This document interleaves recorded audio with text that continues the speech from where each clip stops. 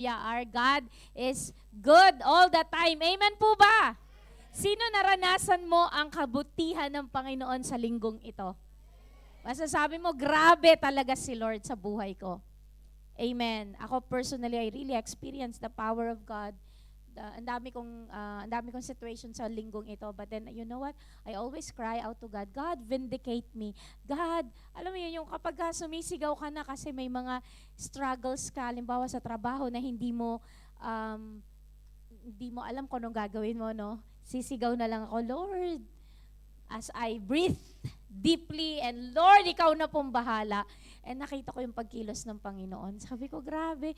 As I drive, alam niyo yung parang kinikilig ako sa puso ko na, Panginoon, love na love mo talaga ako. Yung mga imposibleng mga bagay, tas sasabihin mo kay Lord, ibibigay niya yon. Sabi ko, grabe, mahal na mahal mo ako, Panginoon. Alam mo yun, feeling ko, Lord, parang, sino ba ako, Lord? Ba't mahal na mahal mo ako? Alam mo yon, yung that feeling meron ako sa mga pinagdaanan ko sa linggong ito. Yung hindi mo kailangan ipagtanggulan sarili mo. Si Lord gagawa ng paraan para ipagtanggol ka. Amen. Praise the Lord. Hallelujah. Amen. Sige po, short and sweet. Ilagay natin ang ating kamay sa ating dibdib and let's pray. Pag-pray natin na maging receptive ang ating mga puso sa mga salita ng Panginoon.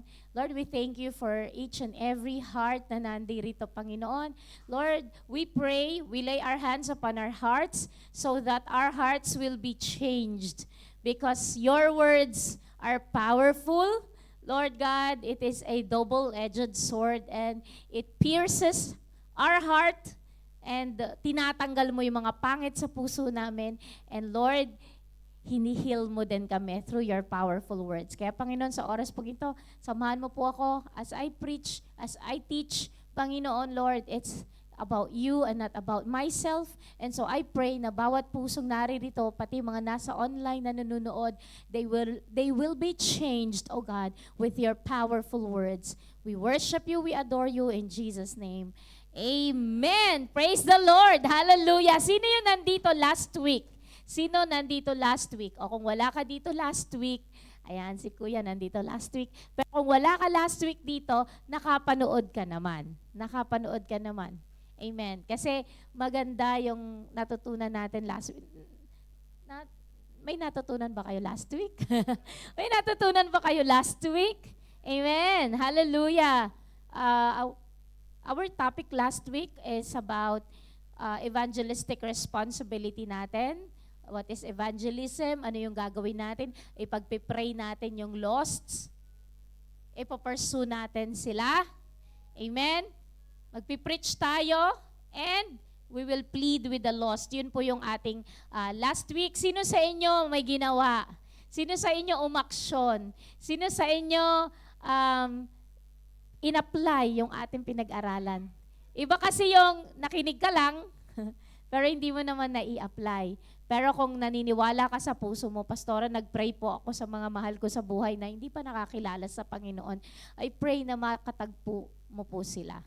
Tapos further, Pastora, nag-share ako, pinursu ko yung mga lost, yung mga pinapa-pursue ni Lord sa akin. I started to pursue them. Hindi ko alam ko paanong pursue ginawa ninyo. Pastora, ako po, I preach the gospel. Whether it be online or on-site, nagkape kayo, shinare mo. O di kaya, I plead with the Lord. Sasabihin mo, kapatid, malapit nang dumating ang Panginoon, magbago ka na. Hello. Kapatid, magkaroon ka ng relationship sa Panginoon. It's the best relationship that you will ever have. Alam nyo, ang relationship is flawed. Alam mo, mag-asawa, kahit sabihin mong sweet na sweet kayo mag-asawa, nag-aaway, di ba? Sino mga mag-asawa na hindi nag-aaway? Yung mga relasyong mag-asawa na hindi kayo nagkakasundo because men are from Mars and women are from Venus. Hindi magkasundo, di ba? Pero, nandiyan pa din kayo sa isa't isa, di ba? Pero alam nyo, ang relationship na hindi sasakitan dibdib nyo, si Jesus. Siya yung relationship na napaka-sarap magmahal. Amen. Kaya, wag nyo hanapin ng perfect na relationship. Walang perfect na relationship. It's only relationship with the Lord Jesus Christ. Amen po ba? Kaya kung mag-asawa nag-aaway, normal lang yon. Basta at the end of the day, nagpapatawaran at, di ba? Nagre-reconcile. Kasi nga, alam nyo na si Jesus ang foundation ng relationship ninyo. Kaya kahit na may diskusyon kayo, at the end of the day, kayo pa rin. Amen po ba? Sa mga may asawa. Ayan. Kailangan malakas ang amen. Di ba? Dapat talaga. Very proud ka na yung relationship ninyo, flawed, pero si Kristo ang pundasyon, umaayos. Sabi mo, umaayos.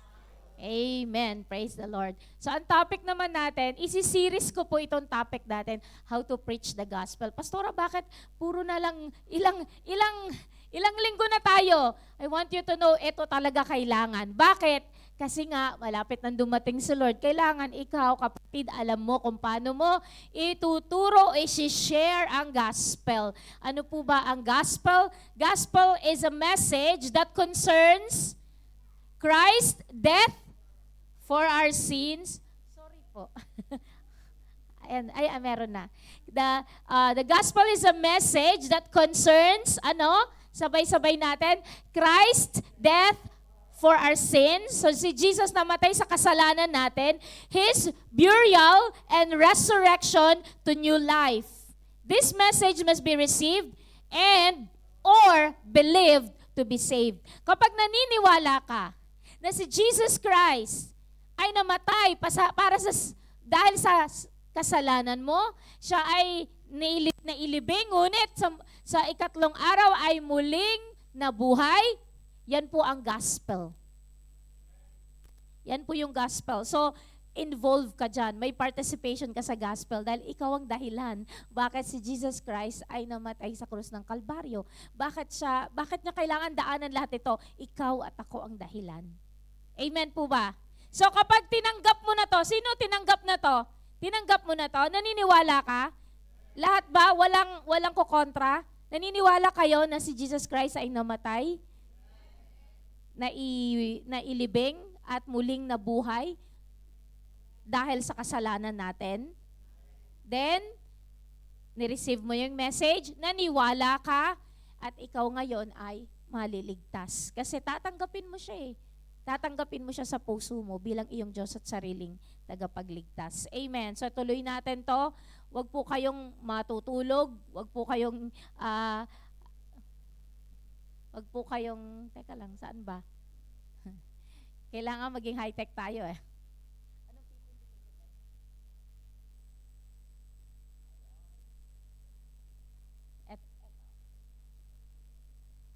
Ayan. So, salamat sa Ayan, if we are going to effectively share the gospel so that people will receive or believe it and will be saved, anong gagawin natin?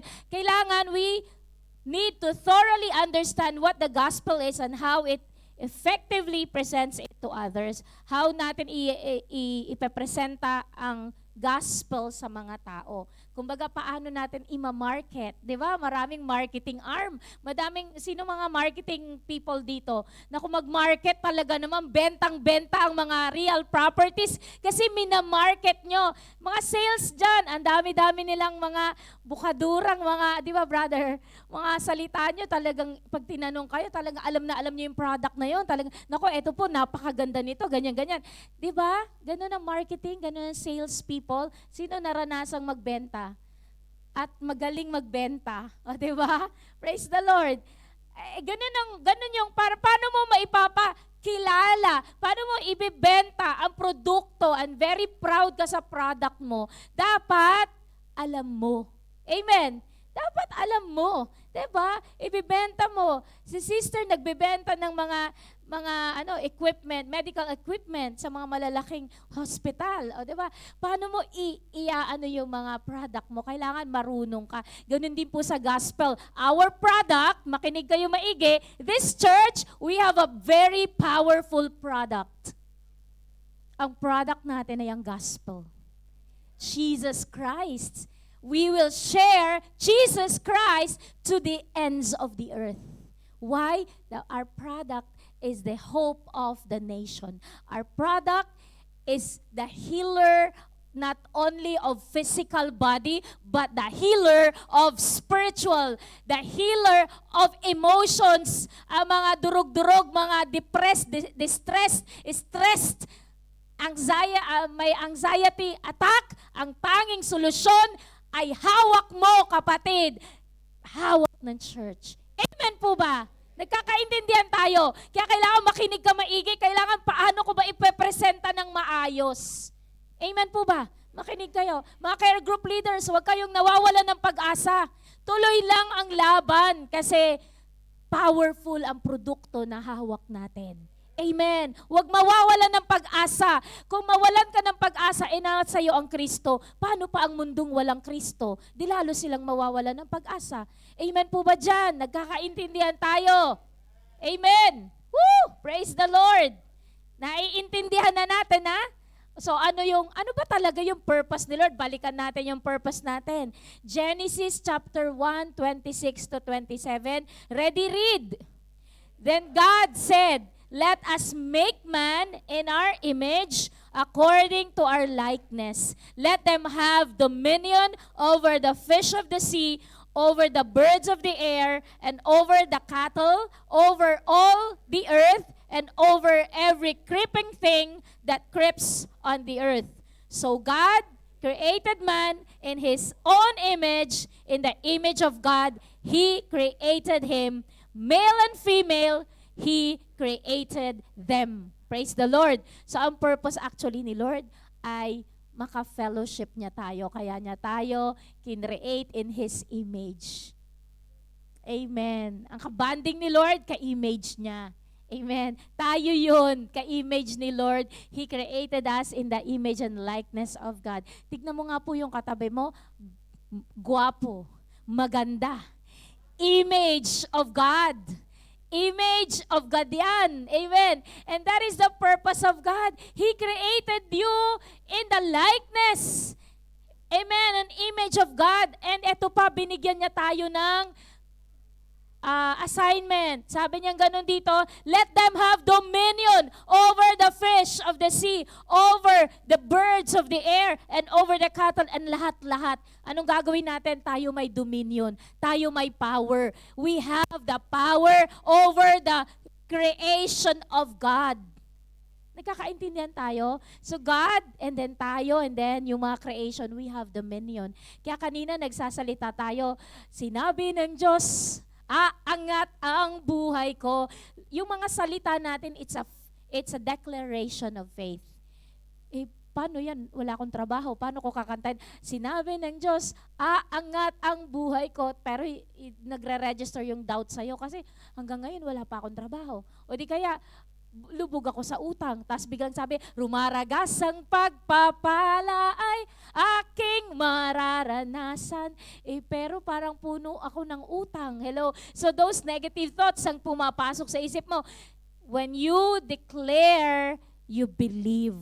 You declare, you believe. Sabing ganon sa Bible, ano daw? May dominion tayo. We have dominion over all. Amen. Sa lahat. The sea, a fish of the sea, birds in the air, cattle, over all the earth, and over every creeping things. In-specify ko ano-ano yung mga dominions na meron tayo. We have dominion. Amen. May kapangyarihan tayo over all these things because God created us in His image. Ngayon, na-distort na lang itong ganda ng programa ng Panginoon sa atin dahil nagkasala si Adam at si Eve. Amen po ba? The reason why nawawalan ka ng kapangyarihan ay naisusuko mo sa kasalanan. Nagkakaintindihan tayo? So, ibalik natin ano yung purpose ni Lord. The reason why we have been made in the image of God is to know and fellowship with God. Kaya kanya kawangis kasi gusto ni Lord may fellowship siya sa iyo at sa akin. Amen po ba? Hindi tayo unggoy para makipag-fellowship si Lord sa atin. And ika-image natin siya. And He wants fellowship with us. Hallelujah. He wants us na kilalanin natin siya. Get to know our God. Hello, ang mag-asawa, you get to know each other over and over again. Nalalaman nyo lahat. So si Lord, gusto niya constantly, kinikilala natin siya. We have fellowship with Him. Yun yung purpose ni Lord. Bakit niya tayo kinreate? Amen po ba? And in Genesis 2 verse 7, and the Lord formed man of the dust of the ground and breathed into his nostrils the breath of life, and man became a living being. Tulad po natin, si Lord, we are living being. Alam niyo ang pagkakaiba natin sa mga hayop? Ang hayop pag namatay walang kaluluwa. Pero ang tao, pag may kaluluwa ang tao. Nagkakaintindihan tayo. Yun yung pagkakaiba natin sa mga hayop. Kaya malaki ang pagkakaiba natin, ha? Hindi tayo, people are not just a physical body but a living soul. Yun yung sinasabi ko sa inyo. The real you is not just the body, it's your soul. Kasi itong body na to, patay to, mamamatay. Pero alam nyo, kaya God breathed into us life because yung soul ang importante sa atin. The real you is not the body, it's your soul. The soul is that part of you that is eternal. Nagkakaintindihan tayo? Yung soul mo ay eternal. Mamamatay ang physical body, ililibing ang physical body, but your soul. Kaya nga yung soul mo importante sa Panginoon. Kasi yan yun. Amen? You're living soul. Tignan nyo, pag November, All Souls Day, sabi na yung mga kaluluwa at nagkakaroon pa ng mga scary. Alam niyo, ngayon punong-puno ang shops ng mga nakakatakot na mga skeleton at kung ano-ano. Alam niyo yun, mga sinicelebrate nila yung November 1. Hindi na po tayo nagsaselebrate ng November 1. Pero alam niyo, sa totoo lang, that's soul. Yung mga soul na yung mga namatay po, there two lang po yan, mapunta ng impyerno o makapiling ang Panginoon. Yun lang ang soul. At ang sabi sa Biblia, mamaya makikita natin na kung ano itsura anong itsura ng pupuntahan ng soul na wala sa Panginoong Jesus. Kawawa. Yung soul, hindi itong katawan na nagdi-decay. Ililibing o tawag dito, ililibing yan or susunugin yan. Wala tayong alam na pagpatay na tayo. This is the body. Pero yung soul ang importante. Nagkakaintindihan tayo? Okay, interesado tayo sa soul. The part that gives uniqueness and enables you to know and fellowship with God. Ano yon? The soul. Amen. Maliwanag ba? Kakaintindihan tayo? The reason why you are a living soul, made in the image of God, is you can know and have fellowship with God. Ito na yung kanina ko. Okay, kaya pala kahit anong gawin natin sa buhay, we end up unsatisfied. We were made to be satisfied only by God. So ito yung conclusion. Kaya pala yung gigising ka, kakain ka, magtatrabaho, pero walang Kristo, empty. Sabi mo empty. Empty. Pero busog naman ako. Kain ako ng kain. Lahat na ng masasarap na restaurant na puntahan ko. But bakit ganon? Bakit may kulang? Something is missing in my life. Because your soul hasn't found the right fellowship. Ang ka-fellowship dapat niya si Jesus Christ. Amen. Jesus, lover of my soul. Ang nagmamahal ng totoo sa'yo at sa kaluluwa mo ay ang Panginoong Hesukristo. Pero pag hindi mo pa natagpuan, hindi mo pa alam, tignan mo yung mga tao rito, mga kaluluwa, they are living dead. Bakit? Buhay sila, pero yung kaluluwa nila, walang fellowship sa Panginoon. Amen po ba? Tinry na nila lahat, pero wala pa rin. Kaya hindi pera ang solusyon. Naku, magkapera lang ako. Hindi po masaya ang mapera. Makinig kayo maigi. Sino naranasan na maraming pera? Dati, naranasan na. Naranasan na. Tapos, wala pa rin, hindi pa rin masaya. Tama? Nabibili mo lahat ng gusto mo. Signature bag, sige. Signature shoes, sige. Lahat pwede. Pero ano, nasaan? Tinry mo na lahat ng bisyo. Hindi pala yung alak, sugal, babae, hindi pala silang magsasatisfy that empty space in your heart. Sino kaya? Yung iba nagsusuicide kasi hindi nila alam. Sabi na, bakit ganun? Mga mayayaman, mga sikat na mga artista, they been into drugs. Hindi naman drugs pala ang solusyon. Hungkag ang puso nila because that soul is longing for a fellowship na hindi nila mahanap. And that fellowship, I tell you, praise the Lord, nandito ka. That fellowship is fellowship with our Lord Jesus Christ. Amen! Hallelujah! So, intindihin ninyo yung mga taong walang Kristo. Nagkakaintindihan tayo? Kaya magkakaroon ka ng burden Magkakaroon ka ng burden na sila kawawa. Tumingin ka sa paligid mo araw-araw. Siya kaya may Kristo sa puso? Alam niyo yun? Paano ko kaya maiko-communicate si Jesus sa taong ito?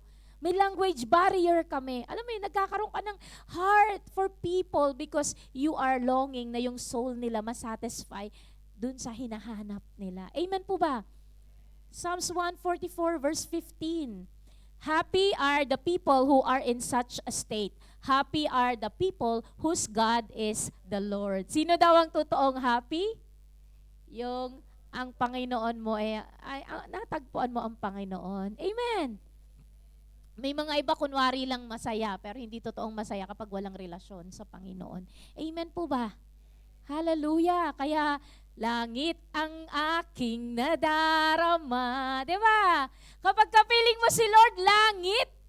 Dito pa lang sa lupa, langit na. Pero may problema ka naman. Pero yung problema mo, parang hindi mo na siya napapansin. Kasi alam mo, yung presence si Lord ay higit pa sa mga bagay na inaasam natin. Amen. Hallelujah. In the heart of man, there is an emptiness that only God can fill. The emptiness is not filled by fame, fortune, praise, or popularity, but by a God who made us, who loves us, and desire to have a relationship with us. Amen. Sino nag-agree? Hallelujah. So yung emptiness mo, nung wala ka pang Kristo sa puso, empty pa yan. Pero nung nagka-Kristo na sa puso mo, ano na? Ano na? Ano nang pakiramdam? Full na? Filled ka na? Amen. Diba? Sino nakakaramdam na punong-puno siya ngayon sa puso niya dahil may Jesus siya? Jesus only could satisfy our longings. Hallelujah. Okay, so eto na. May naging dahilan. Ang ganda ng programa ng Panginoon, fellowship, pero may nangyari. Andito po tayo mag-e-emphasize. Man's problem. Anong problema ng tao? Kasalanan.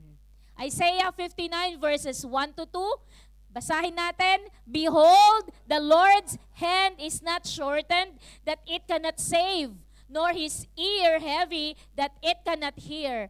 But your iniquities have separated you from your God, and your sins have hidden His face from you, so that He will not hear. Makapangyarihan ng Diyos na pinaglilingkuran natin. Amen. Na ang kaya kanyang iligtas, meron siyang tenga para makarinig. Pero bakit hindi naririnig ng Panginoon? Umiiyak ako, bakit hindi niya ako naririnig? Yung kasalanan mo ang dahilan. Bakit malayo ang Panginoon? Bakit? Sabi sa paborito kong verse, kung sa kasalanan ako magtutuloy, di ako diringgin nitong Panginoon. Kung magpapatuloy ka sa kasalanan, hindi ka papakinggan ng Panginoon because the sin separate you from God. Pastor, wala naman akong kasalanan. Minsan nagiging self-righteous tayo, wala akong kasalanan. Kasi akala natin, sila, yung mga mamamatay tao, yung mga, yan ang mga makasalanan, yung mga ang dami-daming asawa, yan ang mga makasalanan. Ako, wala naman. Let's look at ourselves and evaluate ourselves. Kasi po, kapag tayo po ay makasalanan, hindi tayo mapapakinggan po ng Panginoon. Amen po ba? Yung kasalanan, kumbaga ang dahilan bakit hindi tayo nakikita ng Panginoon. But the blood of Jesus, when we cover ourselves with the blood of Jesus, ang nakikita ng Panginoon is the blood. So, kaya kailangan may relasyon ko muna kay Lord para yung kasalanan mo ay ma-washed out. Amen po ba? Basic lang po ang preaching ko. Basic lang po kasi gusto ko maintindihan natin para kaya nating i-share ang gospel sa mga tao. So, ganito natin ililinaw po. So, yung kasalanan ang naghihiwalay po sa atin sa Panginoon. Amen po ba? Andyan pa ba kayo? Ayan. Wag po kayong mawawala. Wag po kayong mawawala sa sarili ninyo. Importante to. I'm talking about us. Tayo. Tayo po ito kasi tayo lahat. Makasalanan tayo at ang dahilan bakit hindi tayo nakakalapit sa Panginoon is yung kasalanan natin. So, i-breakdown natin. Amen. Are you with me? Okay lang ba? I-breakdown natin to. Mabilis na lang po ito. The universality of sin, the definition of sin, examples of sin, separation brought about by sin, or disqualification and punishment of sin. So, salamat po sa aking teacher na hiniram ko lang po ito. Kumbaga, okay naman po sa teacher namin na i-share namin kung ano yung natututunan namin. Sabi lang, use it as a material. Okay, the universality of sin, Ecclesiastes 7 verse 20, basahin natin. For there is not a just man on earth who does good and does not sin. Universality meaning lahat nagkasala. Lahat makasalanan. Minsan tayo pinag-uusapan natin kapag nagva-viral ang ibang tao, yung kasalanan nila, pero pag tayo na ayaw nating pinag-uusapan. Parang chismoso tayo, no? Chismosa. Pag ibang tao, minamagnify natin. Pero pag tungkol sa atin, try natin i-cover ng i-cover kasi nakakahiya. Pero pag ibang tao, mas are you with me? Ang bottom line, lahat tayo makasalanan. 'Di ba? So lahat tayo may baho. Kasi wala naman talagang walang kasalanan. Yun yung universality of sin. Nagkakaintindihan tayo? So, tignan natin to as holistic, lahat tayo makasalanan. Huwag mong tignan yung katabi mo, hindi, mas malaki kasalanan niya kaysa sa akin. Huwag mo tayong ganun. Lahat tayo makasalanan. Ito yung estado ng mundo, estado nating lahat para makita natin. Yun yung universality of sin. Okay, walang excuse, lahat tayo makasalanan. Letter B naman, tignan natin ang 1 John 3:4 para maintindihan natin anong kasalanan. 1 John 3:4, whoever commits sin also commits lawlessness, and sin is lawlessness. Ibig sabihin, kapag ikaw ay nagkasala po, it is lawlessness, kawalan ng pagsunod sa kautusan ng Diyos. At ang kawalan ng ang hindi pagsunod sa kautusan ng Diyos ay kasalanan. Amen po ba? Yun ang kasalanan. Meron po tayo sa Old Testament, 10 Commandments. Ano po yung mga 10 Commandments na yon? Kasalanan po, in-specify sa Old Testament yon. Ibig sabihin, kapag hindi tayo nakasunod, that is lawlessness. Hindi tayo nakasunod sa utos ng Diyos. So, ang kasalanan as hindi pagsunod sa utos ng Diyos. Amen. So, ang dami, dun sa 10 Commandments pa lang na yun, di ko po siya binigay ngayon, mahaba po yon, pero sa Exodus 20 po iyon. Examples of sin, yan sa Exodus 20 po. Pagka binrake mo ang Exodus 20, which is the 10 Commandments, kasalanan. Yan ay law. Noon, it's a law. So it's, ang hirap. Sabi niya, huwag kang magkaroon ng Diyos liban sa ating Panginoon. Huwag kang magkaroon ng Diyos-Diyosan. Huwag mong gagamitin ang pangalan ng Panginoon. Oh my! Diba? OMG! Sabi natin. Oh my God! Sabi ng mga tao. Tapos ginagamit nila yun as their, you don't have to use the name of God in vain. Amen. At ang dami po wag tayo mag-create ng sarili natin, wag tayo mag-create ng mga images that represents our God. Wag po tayo, i-honor natin ang ating mga magulang. Hello, wag tayo mag-covet ng ating, do not covet. 10 po yun kasi sa New Testament, dalawa na lang. Loving God and loving people. Pero kung tutuusin ang Ten Commandments, kung i-breakdown mo yon, partly loving God, more on God, lahat yun, and then susunod people. So, sa New Testament, kinompress na lang, dadalawa na lang, loving God and loving people po, yung commandment ng Panginoon. So, kapag mahal mo ang Panginoon, mahal mo din ang mga tao kasi mahal ng Panginoon sila. So, marami yung example ng kasalanan. Diretso po tayo, letter D, separation brought about by sin. Anong ginawa ng kasalanan sa buhay natin?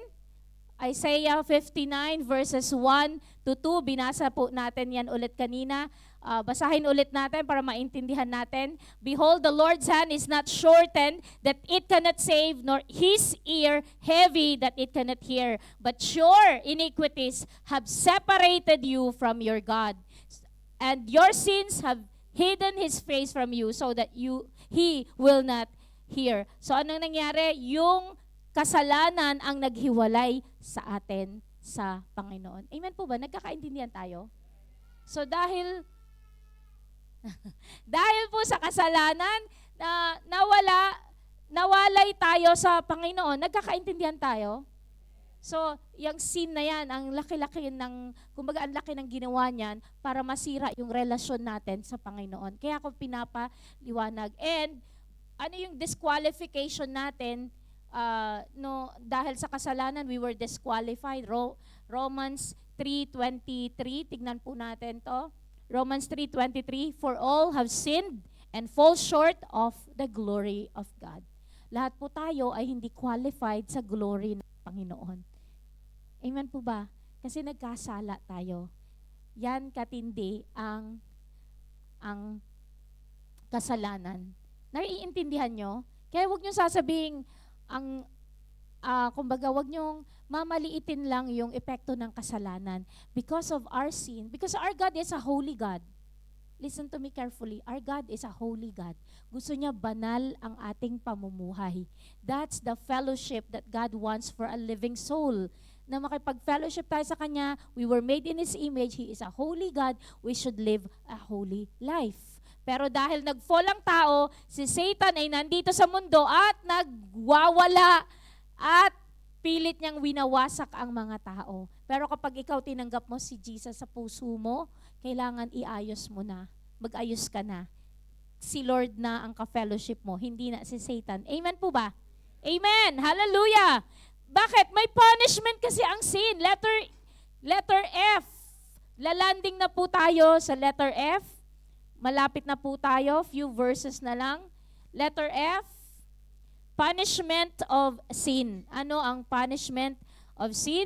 Romans 6:23, for the wages of sin is death, but the gift of God is eternal life in Christ Jesus our Lord. Yun po talaga. Mabigat. Kasi yung kasalanan natin, ang kabayaran ay kamatayan. Nagkakaintindihan tayo? Alin ba gusto mo? Yung gift ni Lord, which is eternal life, or mapahamak ka? Yung kamatayan dito, hindi po kamatayang physical ha, kasi lahat tayo mamamatay. Ang tinatawag ditong death, diretso ko sa inyo, the word death does not refer to physical death, kasi mamamatay. Mamamatay, pero hindi yung kaluluwa yung namamatay eh. So ang pinag-uusapan natin dito, eternal death. The word death, kasi kanina dito sabi, for the wages of sin is death. Nung nagkasala ba si Adam at saka si Eve, tawag dito namatay agad sila? Hindi. Pero yung naputol yung relationship nila sa Panginoon. Yun yung kamatayan. Ang kamatayan is yung kaluluwa mo ay hindi na maka-fellowship kay Lord, patay. Nagkakaintindihan tayo? Kaya nga kailangan i-rescue ng Panginoon ang sanglibutan because of our sin, may death na tinatawag, and this refers to eternal death. An eternal separation from God in a place called hell. Hell is not a joke. Hindi po joke lang. You go to hell. Pagka nag-aaway sila, go to hell. Gumaganon sila. So totoo lang, hindi joke ang hell. Hindi expression ang hell. Totoo. Totoo ang hell. It is a literal place reserved for those who die in their sins. Kapag ikaw ay mamamatay at nagpapatuloy ka sa kasalanan, you know very well kung saan ang pupuntahan mo. Kaya nga, the church exists to remind us to stop sinning. The church exists para maglingkod tayo sa Panginoon. I-encourage ko kayo, tayo ay humayo at ipakilala ang Panginoong Hesukristo na nagliligtas ng kaluluwa ng mga tao. Niligtas niya ako, niligtas ka niya, ililigtas din niya ang mga tao. Kailangan lang may tagapag-share ng Word of God. Nagkakaintindihan tayo? Sana naiintindihan niyo yung lalim nitong mensahe na to. Mababaw pero malalim. Kasi importante. Amen. Kaluluwa ang concern natin. Amen po ba? Hallelujah. Praise the Lord. So, itong death na to, this refers to eternal death, an eternal separation from God in a place called hell. Hell is not a joke, and I don't want to go to hell. This is my prayer na ako, Panginoon, ay tinanggap na kita bilang Diyos at sariling tagapagligtas ko, ayoko mapunta sa hell. And more so, I am called to preach the gospel so that more people will not go to hell. But we will rescue them from hell. Nagkakaintindihan tayo? Praise the Lord. Mahina. Nagkakaintindihan tayo? Is the topic interesting o boring? Kasi kaluluwa mo, importante. Kaluluwa nung mahal mo sa buhay, importante. Amen po ba? Naiintindihan po ba natin? Maliwanag. Praise God. Matthew 18 verse 8. Teka lang.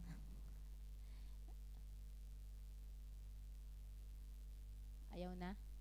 Ayun. If your hand or foot causes you to sin, cut it off and cast it from you. It is better for you to enter into life lame or maimed rather than having 2 hands or 2 feet to be cast into the everlasting fire. Alam mo yun, ito sinabi ito ng Panginoon na ganun katindi na, ibig sabihin, ganun ka-importante na inaayos natin ang buhay natin. Kasi kapag ka kumbaga sa it is better, sabi niya, na i-cut mo na lang kesa naman pumunta ka sa langit na may 2 kamay pero nagkakasala naman. Nagkakaintindihan tayo. Ibig lang sabihin nun, wag naman na putol na kamay mo para ibig sabihin, wag kang magkakasala. Amen po ba? Dito sa verse na to, wag kang magkakasala. Kung ang kamay mo, dahilan para magkasala ka, putulin mo, sabi. Ibig sabihin, ayaw ni Lord, nagkakasala tayo. Amen po ba? Napaka-importante po. And hindi natin kaya to, kaya nga, so help me God.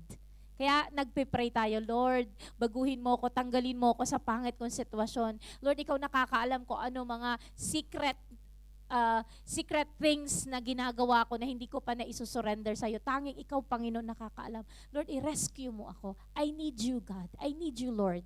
Kasi on our own, hindi natin kaya. Amen po ba? Kasi makasalanan tayo. Luke 16:19-31, assignment nyo po yan, sulat nyo yan, basahin nyo yan. Luke 16:19-31, bigyan ko kayo ng assignment ninyo. Anong kwento dyan? Yun yung literal na si rich man and Lazarus, nag-uusap sila. Dahil si rich man, napakagahaman sa pera. Yan yung mga greedy, yan yung mga corrupt people. Pag namatay sila, kawawa sila. Kaya kailangan ngayon pa lang makakilala sila sa Panginoon. Bakit? Para hindi sila mapunta ng impyerno. Kaya mga tao, kala nila ikakaganda ng buhay nila yung corruption na ginagawa nila. Kawawa sila pagka hindi sila nagbago. Alam na this kung anong mangyayari.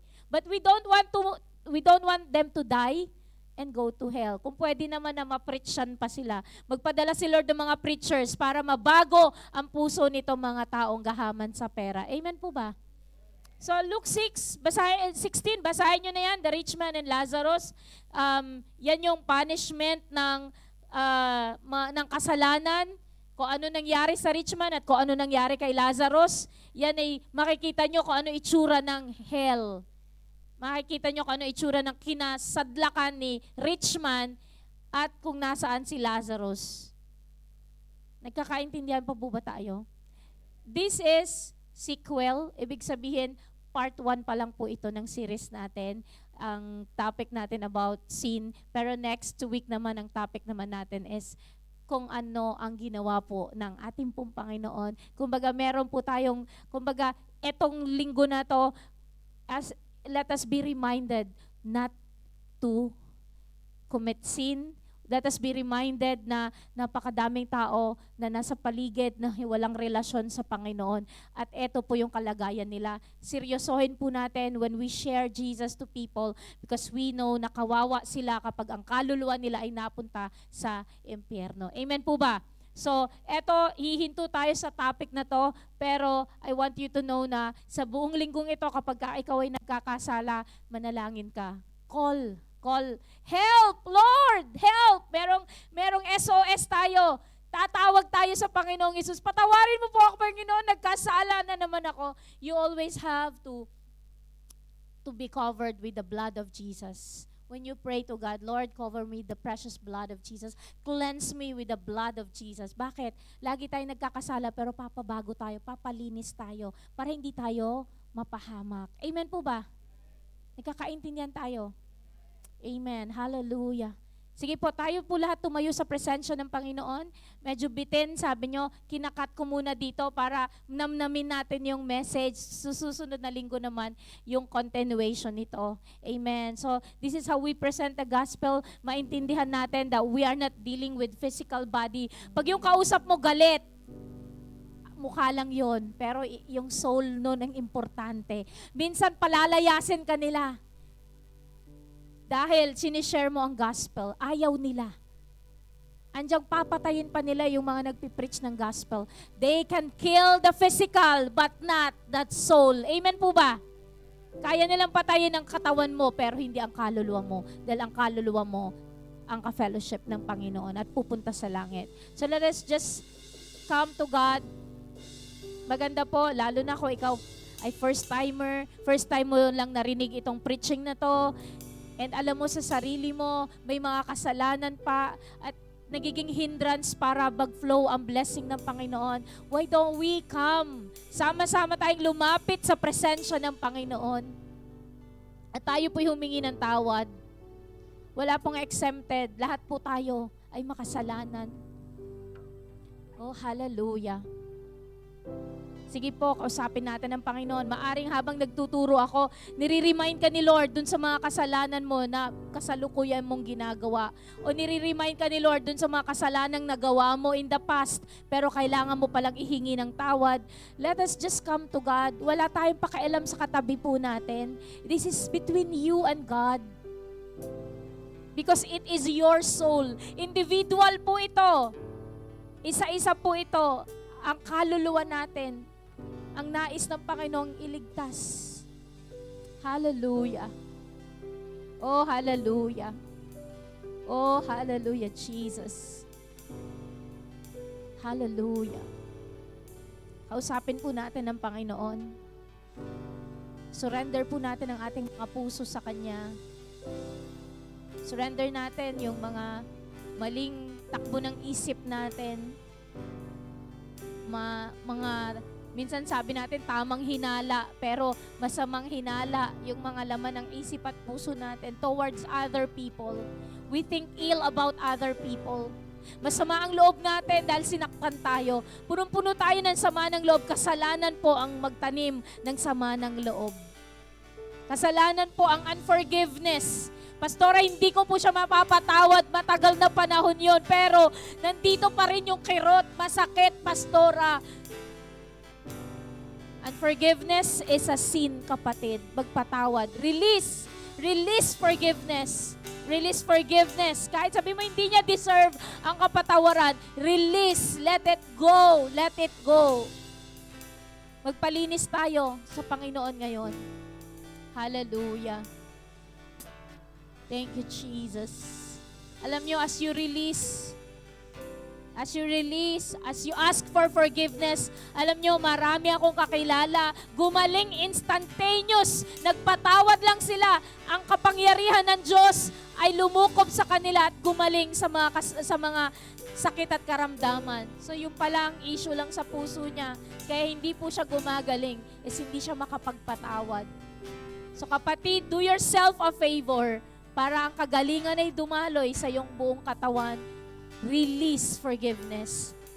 Hallelujah. Oh, hallelujah. Sweet Jesus, thank you for loving our souls, oh God. And here we are, Lord. We acknowledge, oh God, we are sinners. Makasalanan po kami, Panginoon. Lord, we have unclean lips. Marami kaming mga salitang nababanggit, nasasabi, nakakasakit kami. Father, in the name of Jesus, we ask for your cleansing blood to cleanse us from all unrighteousness. Lord, cleanse us sa lahat ng mga kasalanang nagawa namin at nagagawa, Panginoon. Lord, cleanse us. Lord, we apply the precious blood of Jesus to cleanse us, Lord God. Cleanse us, oh God. The blood of Jesus covers each and every one of us, Lord God. At Lord, sa aming pagpapakumbaba, pag-amin na kami makasalanan, Panginoon, kahabagan mo kami. Kahabagan mo kami, Panginoon. We want to live a holy life. We want to live pure life, O Lord God. Ngunit tanging ikaw lang, Panginoon, ang makakatulong sa amin. Kaya nandito kami, nagpapakumbaba to your mercy seat. Hallelujah. Coming to you, Lord God. Wala kaming pwedeng ipagmalaki. Lord, wala kaming pwedeng ialay kundi ang mga broken spirit and a contrite heart, Lord. Sabi mo sa iyong salita, you will not despise. Heto po kami, Panginoon. Heto po kami, Panginoon. Sige, kapatid, isurrender mo kay Lord. Surrender mo sa Panginoon, ano man yung mga naaalala mo na mga hindi nakakalugod kay Lord. You are aware right now na hindi pala nakakalugod sa Panginoon yon. Pero dati sanay na sanay ka hindi mo alam. But God has opened your eyes to tell you, hindi nakakalugod sa Kanya yung mga ginagawa natin. And we do not want to lose our soul. We do not want to offend our God because we love God. He's the only one we've got. The lover of our soul, Jesus. Hallelujah. Thank you, Jesus. Lord, hindi kayamanan, hindi katanyagan. Lord, hindi ang mga mararangyang bagay ang magsasatisfy sa amin, Panginoon, kundi ikaw, Panginoon. Long for the presence of God, kapatid. Long for the presence of God. He will fill you. Siya yung makakapuno sa iyong pusong naghahanap. Only God can satisfy us. Hallelujah. Lord, salamat po sa pagkakataong ito, Panginoon, na Lord, malaya, Panginoon, na aming mapag-aralan ng iyong salita. Salamat, Panginoon, O God, na naibahagi ko po itong part na to. I pray, as I've done my part, Lord, ikaw na po bahalang mag-ayos ng puso ng bawat isa. Lord, ikaw po ang mag-convict, Panginoon, sa amin, lalo na sa mga nakagawi ang kasalanan ng bawat isa sa amin. Lord, ikaw po bahala, Panginoon, O God, na, Lord, durugin, Panginoon, ang mga pride sa puso namin, Panginoon. Tanging ikaw, Panginoon, at ang salita mo, ang pwedeng bumago, Panginoon, sa mga tao. Lord, I've done my part. Lord, to give them awareness, but it is your powerful hands, oh God. It's your powerful words, Lord, na tulad ng isang maso na dumudurog, nagwawasak, Panginoon, ng stronghold ng kaaway sa buhay ng bawat isa. Marami pong salamat, Panginoon, oh God. At sa oras pong ito, Lord, Even, Lord, mamaya sa paglabas namin, hayaan mo, Panginoon, O God, na lalabas kami sa puluwagang ito, Panginoon, na magaan ang pakiramdam dahil, Lord, na isurrender na namin ang mga kasalanan, O Diyos. Marami pong salamat, Panginoon. Sa iyo ang papuri, sa iyo ang pagsamba at pagdakila. In Jesus' mighty name we pray and we declare, Amen! Purihin ang Panginoon!